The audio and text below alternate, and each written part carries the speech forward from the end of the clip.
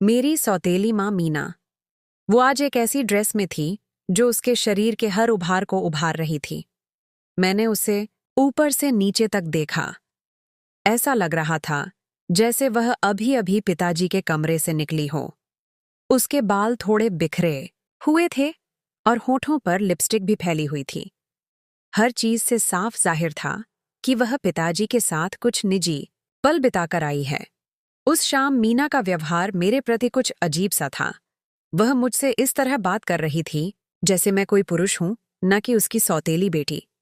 मैं यह स्पष्ट कर दूं कि मैं एक लड़की हूं, लेकिन इससे पहले कि मैं आपको अपने बारे में बताऊं, मैं चाहती हूं कि आप मेरी कहानी पूरी सुने, क्योंकि जो कुछ मेरे और मेरी सौतेली माँ के बीच हुआ, वह मैंने कभी अपने सपने में भी नहीं सोचा था।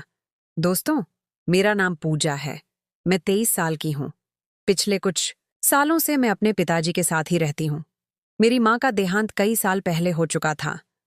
मेरा एक भाई है राहुल, जो मुझसे 5 साल बड़ा है और अपनी पत्नी के साथ विदेश में रहता है।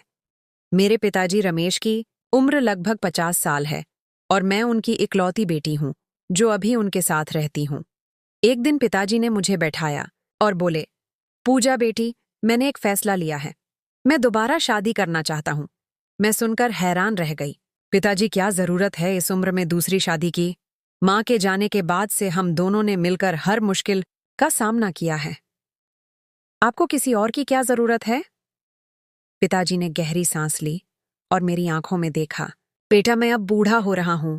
मुझे एक ऐसा साथी चाहिए जो मेरा ख्याल रख सके, मेरी हर जरूरत को समझे। तुम मेरी बेटी हो, तुम्हारी अपनी जिंदगी है। मुझे भी जीवन में कुछ सुकून चाहिए। उनकी बातों से मैं समझ गई कि वे क्या कहना चाह रहे हैं। हालांकि मुझे बहुत दुख हुआ, लेकिन कुछ दिनों के बाद मैंने उनके फैसले को स्वीकार कर लिया। मुझे लगा कि पिताजी शायद मेरी स्वीकृति का ही इंतजार कर रहे थे, क्योंकि उन्होंने तुरंत बताया कि वे कुछ दिनों के लिए बाहर जा रहे हैं और जल्द ही नई मां के साथ लौटेंगे। जब वे लौटे तो उनके साथ मीना थी, एक 40 साल की महिला जिसने अपनी उम्र से कम दिखने के लिए कई तरह के ब्यूटी ट्रीटमेंट करवाए थे। उसके चेहरे पर बोटॉक्स और फिलर्स के निशान साफ दिख रहे थे। वैसे वह दिखने में सुंदर थी, लेकिन हर चीज से झलक रहा था कि यह प्राकृतिक सौंदर्य नहीं है। जब मीना ने मुझे पहली बार देखा तो बड़े जोश से गले लगाया और बोली, पूजा, आखिरकार मिल ही लिए हम। तुम्हारे पिताजी ने तुम्हारे बारे में इतना कुछ बताया है। हमने थोड़ी बातें की और मैंने उसके बारे में जानने की कोशिश की। वो एक बिजनेस वूमन थी जो पिताजी से एक बिजनेस मीटिंग में मिली थी। क्या यह सिर्फ इत्तेफाक था या उसने जानबूझकर पिताजी को फंसाया था? मैं अभी तक सोच रही थी। दोस्तों, अब मैं थोड़ा अपने बारे में बताती हूँ। मैं ना तो बहुत लंबी हूँ, ना बहुत छोटी, बस औसत कद की हूँ। लेकिन मेरा शरीर कुछ ऐसा है जो अक्सर लोगों का ध्यान खींचता है। मेरा फिगर नाशपाती की तरह है, ऊपर से पतला और नीचे से भरा हुआ। जब भी मैं बाजार या बस में जाती हूँ, लोगों की निगाहें मुझ पर टिक जाती हैं। कई बार तो मुझे बहुत अजीब महसूस होता है, लेकिन मैं इन सब चीजों को अनदेखा करने की कोशिश करती हूँ। अब वापस आते हैं मेरी सौतेली माँ मीना और पिताजी की शादी पर। उनकी शादी के पहले रात को मैं अपने कमरे में थी। कोशिश कर रही थी सोने की, लेकिन नींद नहीं आ रही थी। रात के 11 बजे थे और मैंने देखा कि पिताजी मेरी सौतेली माँ मीना को अपने कमरे में ले गए। कुछ ही देर बाद मैंने उनके कमरे से आवाजें सुनी। पहले तो धीमी थी, फिर थोड़ी तेज हो गई। मीना की आवाज साफ सुनाई दे रही थी। वो कुछ ऐसा कह रही थी जो एक पत्नी अपने पति से उनके निजी पलों में कहती है। मुझे समझ आ रहा था कि वहां क्या हो रहा है, लेकिन अचानक मीना की आवाज नाराजगी से भर गई। मेरी सौतेली माँ, मीना मेरे पिताजी से बोल रहे थे। यही था वह महान अनुभव जिसकी तुम बड़ी बड़ी बातें करते थे। 2 मिनट में सब खत्म। तुमने कहा था घंटों तक चलने वाला सफर होगा। ये क्या हुआ? तुम्हारी घड़ी में 1 मिनट 60 मिनट का होता है क्या? मैं समझ गई कि पिताजी की उम्र का असर उनके शारीरिक क्षमता पर पड़ रहा है, जो एक 50 साल के व्यक्ति के लिए स्वाभाविक था। मीना को शायद इसकी उम्मीद नहीं थी, या उसने पिताजी से यह बात छिपाई थी कि उसकी अपेक्षाएं बहुत ज्यादा हैं। उसके बाद मैंने पिताजी की धीमी आवाज सुनी। वह माफी मांग रहे थे और कह रहे थे कि अगली बार बेहतर होगा। मीना ने कोई जवाब नहीं दिया, बस दरवाजा खोला और बाहर निकल आई। वो सीधे मेरे कमरे की ओर आई। मेरा दिल जोर से धड़कने लगा। मैंने जल्दी से अपनी आंखें बंद कर ली और सोने का नाटक करने लगी। दरवाजा खुला और मीना अंदर आई और धीरे से मेरे बिस्तर के पास आकर बैठ गई।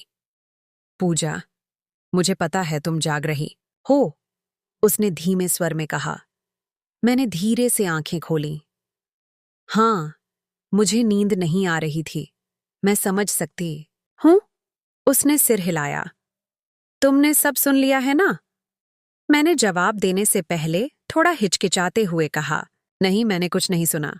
वो मुस्कुराई और बोली, झूठ मत बोलो। दीवारें पतली हैं और तुम्हारा कमरा बिल्कुल बगल में है।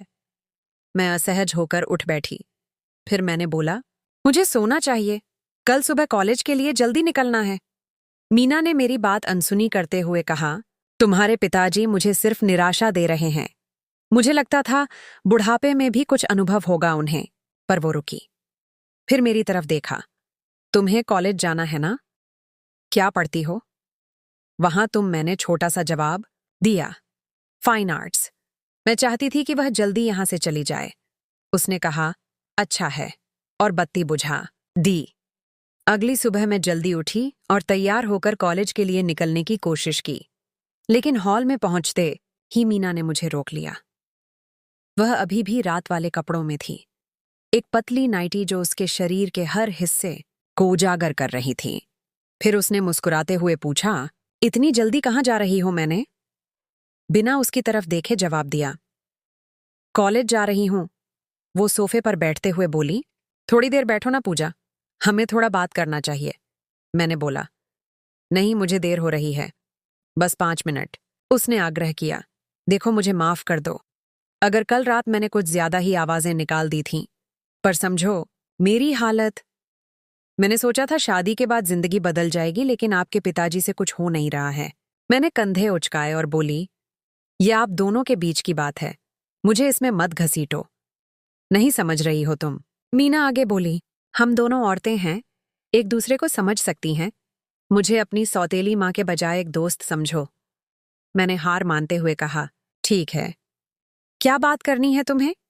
मीना ने फिर से मुस्कुराया और पूछा, पूजा, क्या तुम किसी को पसंद करती हो?